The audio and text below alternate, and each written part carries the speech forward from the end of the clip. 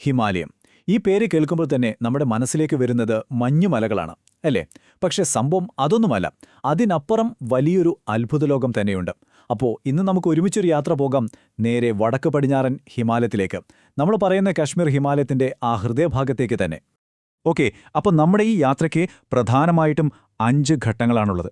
ആദ്യം നമ്മൾ ആ ഭീമാകാരനായ ഹിമാലയൻ മതിലിനെക്കുറിച്ചറിയും. പിന്നെ അവിടുത്തെ കൊടുമുടികളുടെ നിരകളെപ്പറ്റി സംസാരിക്കും. അത് കഴിഞ്ഞ് നമ്മൾ കാശ്മീർ താഴ്വരയുടെ ഉള്ളിലുള്ള ചില രഹസ്യങ്ങൾ കണ്ടുപിടിക്കും. പിന്നെ അവിടുത്തെ ജലപാതകളും മലമ്പാതകളും. അവസാനം ഈ വൈരുദ്ധ്യങ്ങൾ നിറഞ്ഞ നാട്ടിലെ ജീവിതം എങ്ങനെയാണെന്നും നമ്മൾ നോക്കും. റെഡിയല്ലേ?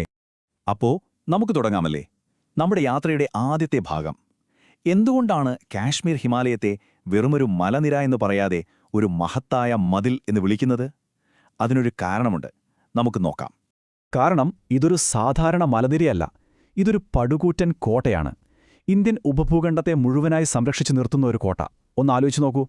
കാലാവസ്ഥയെ മാത്രമല്ല, കാറ്റിനെ മാത്രമല്ല, ആയിരക്കണക്കിന് വർഷങ്ങളായിട്ട് ഇങ്ങോട്ട് വന്ന സൈന്യങ്ങളെയും കച്ചവടക്കാരെയും, എന്തിന് സംസ്കാരങ്ങളെപ്പോലും തടഞ്ഞു നിർത്തിയതും അവയുടെ ഗതി മാറ്റിയതും ഈ ഒരൊറ്റ ഹിമാലയൻ മതിലാണ്. ഓക്കെ, അപ്പോൾ ഈ ഭീമാകാരൻ മതിൽ നമുക്കൊന്ന് സൂം ചെയ്ത് നോക്കിയാലോ? അതിൻ്റെ ഓരോ പാളികളായിട്ട് നമുക്ക് പരിശോധിക്കാം. ശരിക്കും പറഞ്ഞാൽ ഒന്നിനു പുറകെ ഒന്നായി ഇങ്ങനെ സമാന്തരമായിട്ട് പോകുന്ന 4 വലിയ പർവ്വതനിരകളുണ്ട്. അതാണ് ഈ കാശ്മീർ ഹിമാലയത്തിൻ്റെ നട്ടെല്ലെന്ന് പറയുന്നത്. അപ്പോൾ നമുക്ക് വടക്ക് നിന്ന് തെക്കോട്ട് വരാം. ഏറ്റവും മുകളിൽ കരുത്തനായ കാരക്കോറം, അതിന് തൊട്ടു താഴെയായിട്ട് ലഡാക്ക് നിരകൾ, പിന്നെ വരുന്നത് സസ്കർ, അവസാനം ആ മനോഹരമായ കാശ്മീർ താഴ്വരയെ ഇങ്ങനെ തൊട്ടുരുമ്പി നിൽക്കുന്ന പീർ പഞ്ചൽ. ഈ 4 പേരും ചേർന്നാണ് അവിടുത്തെ ഭൂപ്രകൃതി മൊത്തത്തിൽ തീരുമാനിക്കുന്നത്. ഇനിയാണ് ശരിക്കുമുള്ള ട്വിസ്റ്റ് വരുന്നത്. ഹിമാലയത്തിന്റെ നടുക്കൊരു മരുഭൂമി. വിശ്വസിക്കാൻ പറ്റുന്നുണ്ടോ? സത്യമാണ്. ഗ്രേറ്റർ ഹിമാലയത്തിനും കാരക്കോറത്തിനും ഇടയിലുള്ള ആ സ്ഥലം ഒരു കോൾഡ് ഡെസേർട്ട് അഥവാ ശീതമരുഭൂമിയാണ്. സംഗതി സിമ്പിളാണ്. മഴമേഘങ്ങളെയൊക്കെ ഈ വലിയ മലകളങ്ങ് തടഞ്ഞു നിർത്തും. അതുകൊണ്ട് അവിടെ മഴയില്ല, പകരം കഠിനമായ തണുപ്പും വരണ്ട കാറ്റും മാത്രം. ശരി, അപ്പോൾ നമുക്ക് ആ മലമുകളിൽ നിന്നൊന്ന് ഇറങ്ങി വരാം, നേരെ ലോകപ്രശസ്തമായ കാശ്മീർ താഴ്വരയിലേക്ക്. എന്താണ് ഈ താഴ്വരയ്ക്ക് ഇത്ര പ്രത്യേകത? എന്തുകൊണ്ടാണ് എല്ലാവരും ഇതിനെക്കുറിച്ച് സംസാരിക്കുന്നത്? അതിൻ്റെ ഉത്തരം ആ മണ്ണിനടിയിലാണ് ഒളിഞ്ഞിരിക്കുന്നത്. കരേവ, ഈയൊരു വാക്ക് നിങ്ങൾ ഓർത്തുവെച്ചോളൂ. ഇതാണ് കാശ്മീരിൻ്റെ ഒരു വലിയ സാമ്പത്തിക രഹസ്യം. സംഭവം എന്താണെന്ന് വെച്ചാൽ, ലക്ഷക്കണക്കിന് വർഷങ്ങൾക്ക് മുൻപ് ഹിമാനികൾ അഥവാ ഗ്ലേഷ്യേഴ്സൊക്കെ ഒഴുകി വന്നപ്പോൾ നിക്ഷേപിച്ചു പോയ കളിമണ്ണിൻ്റെയും മറ്റു വസ്തുക്കളുടെയുമൊക്കെ ഒരു കട്ടിയുള്ള പാളിയാണിത്. ഈ പാളികളാണ് ശരിക്കും അവിടുത്തെ മണ്ണിനെ ഒരു നിധിയാക്കി മാറ്റുന്നത്.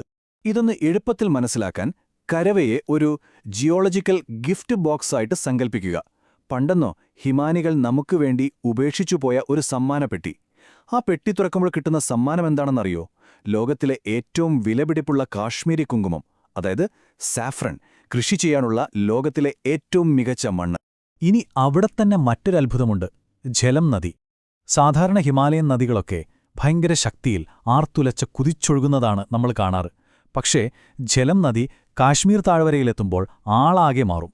വളരെ ശാന്തമായി ഇങ്ങനെ വളഞ്ഞും പുളഞ്ഞുമൊക്കെയാണ് ഒഴുകുന്നത്. എന്താണതിന് കാരണം? കാരണം സിമ്പിളാണ്. നമ്മളീ കാണുന്ന താഴ്വര മുഴുവൻ ഒരു കാലത്ത് ഒരു പടുകൂറ്റൻ തടാകത്തിന്റെ അടിത്തട്ടായിരുന്നു. അതാണ് ആ ശാന്തതയ്ക്ക് പിന്നിൽ. അപ്പോൾ ഇത്രയും വലിയ പർവ്വതങ്ങൾക്ക് നടുവിൽ എങ്ങനെയാണ് ജീവിതം മുന്നോട്ട് പോകുന്നത്? യാത്രകളൊക്കെ എങ്ങനെയാണ് സാധ്യമാവുന്നത്? അതിന് സഹായിക്കുന്നത് അവിടുത്തെ ജലാശയങ്ങളും പിന്നെ മലകളെ കീറിമുറിച്ചു പോകുന്ന പാതകളുമാണ്. നമുക്ക് അവയെപ്പറ്റി നോക്കാം. ഇവിടത്തെ ജലാശയങ്ങൾക്കും ഒരു ഡബിൾ റോളുണ്ട്. ഒരു സൈഡിൽ ദാൽ, വൂളാർ തടാകങ്ങൾ പോലെ അതിമനോഹരമായ ശുദ്ധജല തടാകങ്ങൾ.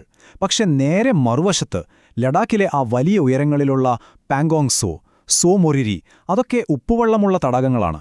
പിന്നെ ഈ പ്രദേശത്തിന് മുഴുവൻ ജീവൻ നൽകുന്നത് സിന്ധു, ജലം, ചിനാബ് എന്നീ 3 വമ്പൻ നദികളാണ്. ഈ പർവ്വതങ്ങൾക്കിടയിൽ കുടുങ്ങിപ്പോകാതെ പുറം ലോകവുമായി ബന്ധപ്പെടാൻ മനുഷ്യൻ വഴികൾ കണ്ടെത്തിയിട്ടുണ്ട്. സൗജീല, ബനിഹാൽ, പിന്നെ ലോകത്തിലെ തന്നെ ഏറ്റവും ഉയരത്തിലുള്ള ഖർദുങ്ല. ഇതൊക്കെ വെറും വഴികളല്ല. നൂറ്റാണ്ടുകളായിട്ട് കച്ചവടവും സംസ്കാരവുമെല്ലാം അങ്ങോട്ടും ഇങ്ങോട്ടും കൈമാറ്റം ചെയ്യപ്പെട്ട ജീവനാഡികളാണിത്. അങ്ങനെ നമ്മൾ നമ്മുടെ യാത്രയുടെ അവസാന ഭാഗത്തേക്ക് എത്തുകയാണ്. ഇവിടെയാണ് നമ്മൾ കാശ്മീർ ഹിമാലയത്തിന്റെ യഥാർത്ഥ സ്വഭാവം കാണാൻ പോകുന്നത്. അതായത്, ഒരു വശത്ത് അതിക്രൂരമായ കഠിനമായ പ്രകൃതി, എന്നാൽ മറുവശത്ത് അതിസമ്പന്നമായൊരു സംസ്കാരവും. ഈ വൈരുദ്ധ്യമാണ് ഇവിടുത്തെ പ്രത്യേകത. നേരത്തെ പറഞ്ഞ പോലെ ഈ നാടിന് 2 മുഖങ്ങളുണ്ട്. ഒന്ന്, ഇവിടെയൊക്കെ മനുഷ്യർക്ക് ജീവിക്കാൻ പറ്റുമോ എന്ന് നമ്മളെക്കൊണ്ട് ചിന്തിപ്പിക്കുന്ന അത്രയ്ക്കും കഠിനമായ കാലാവസ്ഥ. 2, ലോകത്തിന്റെ നാനാഭാഗത്തു നിന്നും ലക്ഷക്കണക്കിന് ആളുകളെ ആകർഷിക്കുന്ന പുണ്യസ്ഥലങ്ങൾ. അപ്പോൾ നമുക്ക് ഈ രണ്ട് വൈരുദ്ധ്യങ്ങളിലൂടെയും ഒന്ന് പോയി നോക്കാം. ആ കാലാവസ്ഥയുടെ കാഠിന്യം എത്രത്തോളം ഉണ്ടെന്ന് മനസ്സിലാക്കാൻ ഈ ഒരൊറ്റ നമ്പർ കേട്ടാൽ മതി. -60°C. അതെ, ഞാൻ തമാശ പറഞ്ഞതല്ല. ദ്രാസ് എന്ന സ്ഥലത്ത് ശൈത്യകാലത്ത് താപനില -60 വരെ താഴേക്ക് പോകും. ആലോചിച്ചു നോക്കൂ, ആ തണുപ്പിലൊരു ജീവിതം. ഇത്രയും കഠിനമായ കാലാവസ്ഥയുടെ ഒരു പ്രതിഫലനം അവിടുത്തെ മണ്ണിലും നമുക്ക് കാണാൻ പറ്റും. ജമ്മു കാശ്മീരിന്റെ മൊത്തം ഏരിയ എടുത്താൽ അതിൽ വെറും 3.5%, അതെ 3.56% മാത്രമേ വനമുള്ളൂ. അതിന്റെ അർത്ഥമെന്താ? ഭൂരിഭാഗം സ്ഥലത്തും മരങ്ങൾക്കോ ചെടികൾക്കോ വളരാൻ പോലും പറ്റാത്ത അത്ര ദുർഘടമായ സാഹചര്യമാണ്.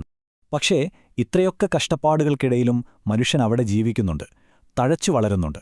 ജലം നദിയുടെ തീരത്തുള്ള ശ്രീനഗർ അതിനേറ്റവും വലിയ ഉദാഹരണമാണ്. അതുമാത്രമല്ല, വൈഷ്ണോദേവി, അമർനാഥ് ഗുഹ, ചറാറി ഷരീഫ് ഇങ്ങനെയുള്ള പുണ്യസ്ഥലങ്ങളിലേക്ക് ഓരോ വർഷവും ലക്ഷക്കണക്കിന് ആളുകളാണ് വരുന്നത്. എപ്പോഴും ഒരു ഭൂകമ്പ ഭീഷണി തലയ്ക്ക് മുകളിലുണ്ട്. എന്നിട്ടും അതിനെയൊക്കെ അതിജീവിക്കുന്നൊരു നിശ്ചയദാർഢ്യം അവിടുത്തെ മനുഷ്യർക്കുണ്ട്.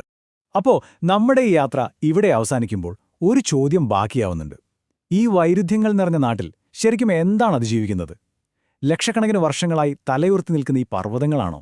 അതോ ഈ എല്ലാ പ്രതിസന്ധികളെയും നേരിട്ട് ഇവിടെ ജീവിക്കുന്ന മനുഷ്യന്റെ ആ അടങ്ങാത്ത ആത്മവീര്യമാണോ? ഒരുപക്ഷെ ഉത്തരം രണ്ടും ചേർന്ന ഒന്നായിരിക്കും, അല്ലേ?